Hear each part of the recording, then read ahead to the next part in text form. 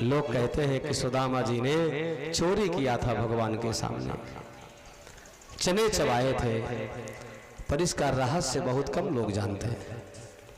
क्यों चुराया, क्यों चने चबाए? क्या सुदामा जी चने चबाने के लिए भूखे थे? जो व्यक्ति इंद्रियों को अपने वश में कर लिया है, अनेक एकादशियों का व्रत रख सकता है, तो क्या वो 4 मुट्ठी चने के बिना मर जाता?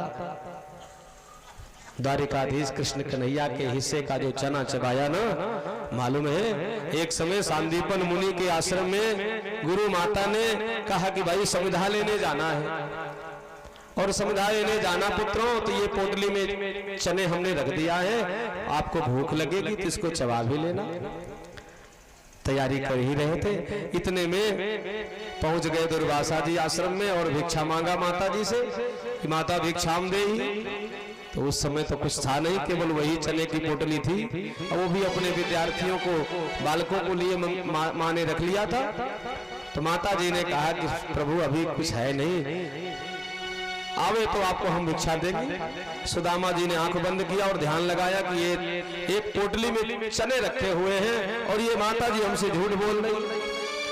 उन्होंने कहा दुर्वासा जी ने कि माता जी आप हमसे झूठ बोल रही हो, आपके कुटिया में चने रखे हुए, मैं दृष्टिपात कर रहा हूं, पर मैं उस चने को श्राप देता हूं कि जो उसे खाएगा वो दरिद्र हो जाएगा, गरीब हो जाएगा। ये बात सुदामा जी के कान में पड़ गई। उन्होंने कहा मैं ब्राह्मण हूं, भिक्षा मांग करके मैं जीवन यापन कर लूंगा, पर अगर मेरा मित्र गरीब हो गया तो ऐसे में कैसे देख सकता हूं? मेरा तो ब्राह्मण का धन केवल भिक्षा, लोग कहते हैं भिक्षा मांग करके मैं जीवन यापन कर लूंगा, पर मैं अपने मित्र को गरीब होते नहीं देखना चाहूंगा। इसलिए सुदामा जी ने उस चने को स्वयं पाना स्वीकार किया, अपने मित्र को नहीं दिया।